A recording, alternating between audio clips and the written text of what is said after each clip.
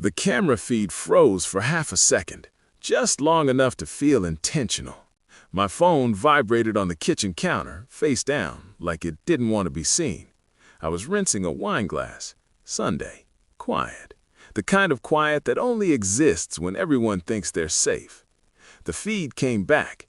My wife sat at the breakfast nook. Same chair, same posture, different hands. A man's hand slid an envelope across the table. She didn't hesitate. She smiled, small, practiced, and tucked it into her bag like a tip. $5,000 fits neatly into an envelope. I know. I counted later. The sound of my daughter's voice echoed from earlier that day, uninvited, intrusive. "She deserves to be happy, Dad." She'd said it like a verdict, like I was the appeal. I dried the glass slowly, set it down, watched my wife lean forward, touch the man's wrist. Intimate, efficient. The camera timestamp blinked. I didn't. I didn't confront her. That would have been lazy. Instead, I replayed moments I'd archived without knowing it. Late returns, new perfume, her sudden interest in finances she'd ignored for 20 years, the way she'd started calling our savings fluid. Fluid things leak.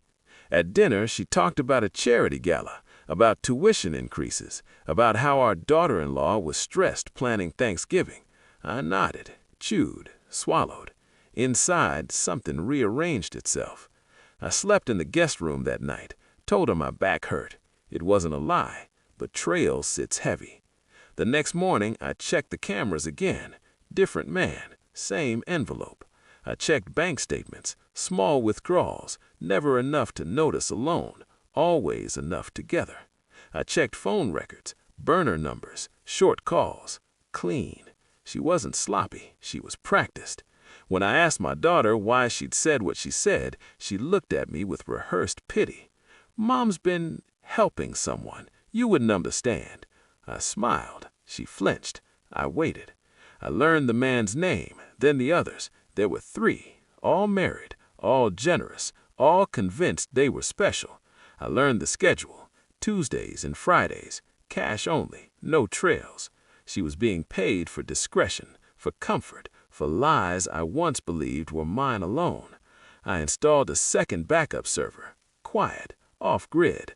I watched her take another envelope, $5,000, again. I waited until the college fund matured, until the penalties disappeared, until the numbers aligned like planets. Then I moved the money, every dollar. I didn't spend it, I relocated it. Switzerland has very patient banks and very private views. The villa came with stone floors that don't echo, with windows that frame mountains like paintings you'd never get tired of. I sent the photos to a group chat, just the photos, no caption. My phone rang once, then twice, then it wouldn't stop. 71 missed calls by midnight. She came home shaking, not crying, not yet. She asked where the money was. Her voice broke on hour. I handed her a printed still from the camera feed, her hand on his wrist, the envelope halfway to her bag.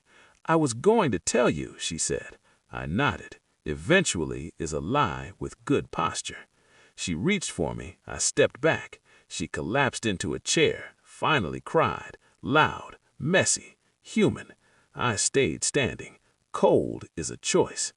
Thanksgiving came anyway. Family traditions are stubborn like that. The call came from my daughter-in-law while I was packing. "If you want to join Thanksgiving," she snapped, "come wash the dishes." Silence stretched. I could hear laughter behind her, my wife's laugh. I said one word, "Enjoy." Then I hung up. I boarded a flight that night.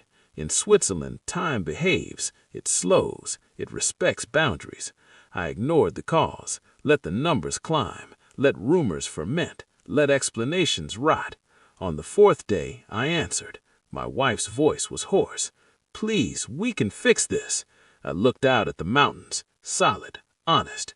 "You were paid to pretend," I said. "I won't compete with that."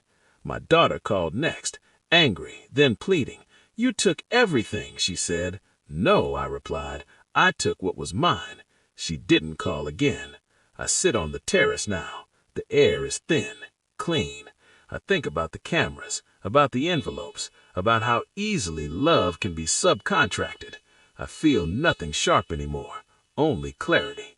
Betrayal doesn't break you. It reveals how much weight you've been carrying and how light you can be once you set it down.